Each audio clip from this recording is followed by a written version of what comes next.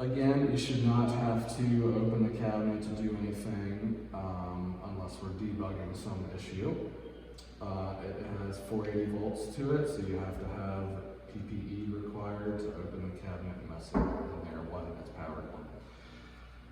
So I would suggest turning it off at the wall. If you ever want to look in here, turn it off at the wall. You have to turn this off and then you twist, well, undo all of these. This is still locked. That's a feature, not a bug. That's the US standard of not being able to open the door. Even when it's off, you have to press it to this unlock and then it'll let you open. It's like a door latch. Yep. Yep. So, this is the custom cabinet. There's power delivery systems through here to the drive. This is a braking resistor for the motor. It's probably not needed, but we did it as an extra safety thing. When you decel a motor, very quickly it becomes a generator and the voltage can spike. And if one way a drive can deal with that voltage spike is to dump the extra current into a resistor. That's there. It's there. Mm-hmm. It's for safety. We weren't really sure it was needed for this application, but we added it anyway. 24 volt, so a bunch of breakers here for power distribution, including 480 volt power distribution. There's some 24 volt breakers here, terminal blocks. Again, you shouldn't need to mess with anything, but the worst we would do is we would ask you to open the cabinet and maybe power it on, and then look at lights or to see if any breakers are flipped. So that way we could debug if it's an electrical issue. Okay. This is a 120 volt, 480 volt to 120 volt transformer that is powering the spindle cooler. So the cooler power is running off of this cabinet as well. This is your PC that's controlling everything. This is just the I/O block for the PLC portion of the IPC. So this is where our inputs and our output slices are at. You do have a couple extra inputs and a couple channels of outputs. So if you end up with wanting to add a sensor, we could walk you through doing that. Okay. The rest of it's just 24 volt power distribution through here for all of our sensors and stuff. This is our PLC that you guys don't need to touch. That's running our proprietary code. We try to have it protected from tampering, and that's sort of our stuff. So please don't plug it in, just leave it in. But all that is actually connected to the Robotics EtherCAT network, and that's what's doing the calculations to send signals there. Okay. So, do you have the Ethernet bridge?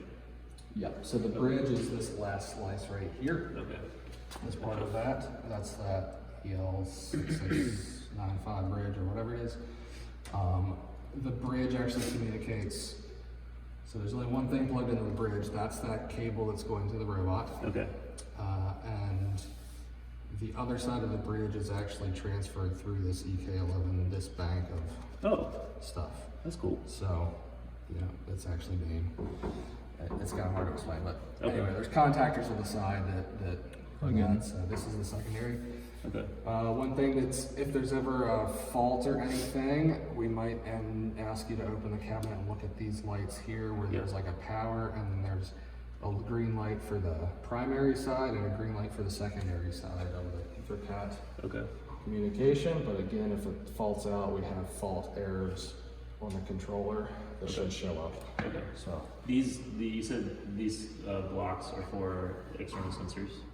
Yep. What kind of interface are they? I guess I could look it up. 24 volts, inputs and outputs. Oh, okay. Got it.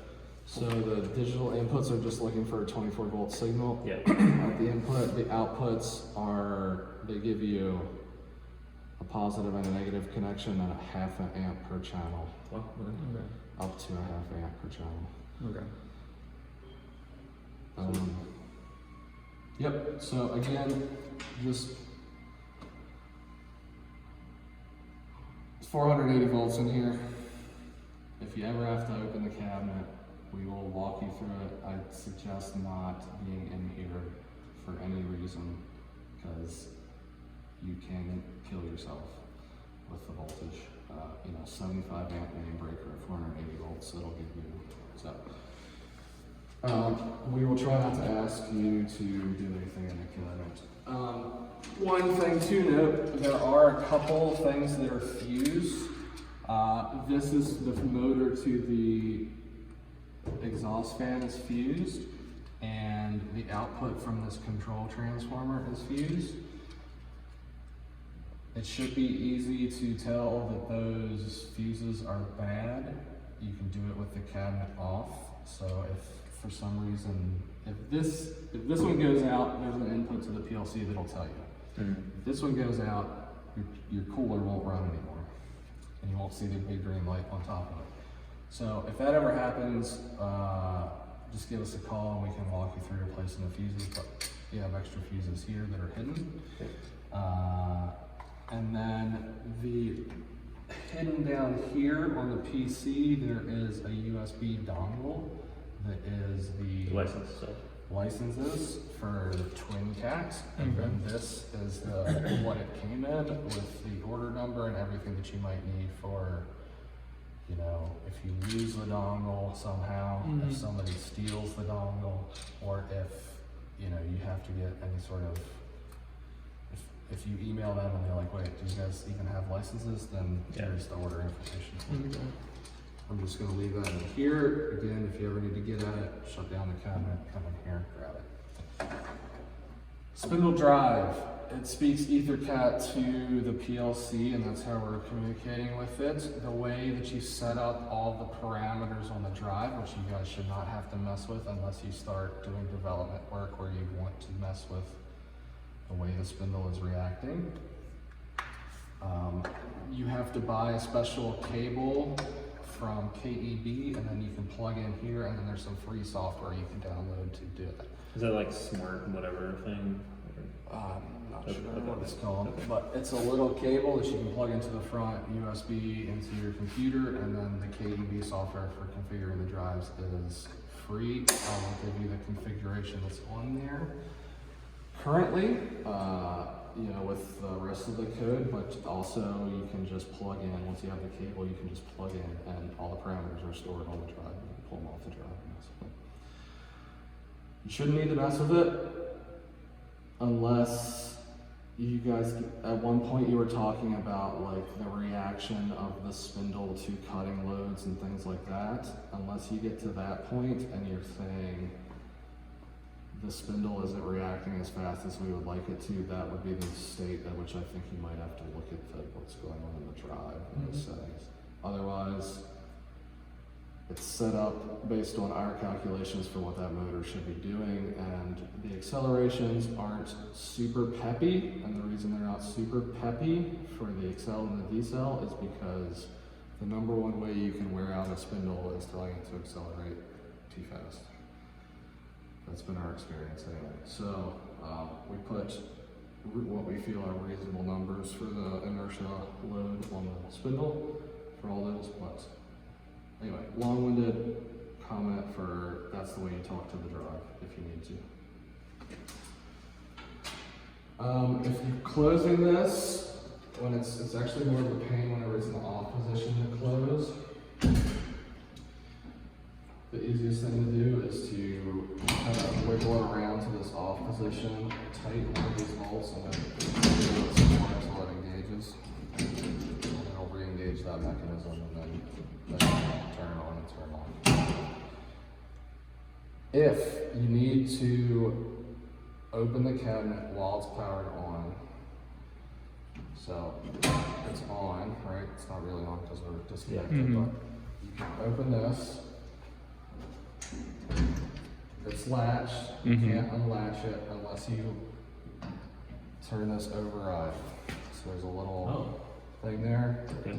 That's the override to let you open the cabinet. And if you need to close it, just close it, it latches back. Tighten everything up. Okay.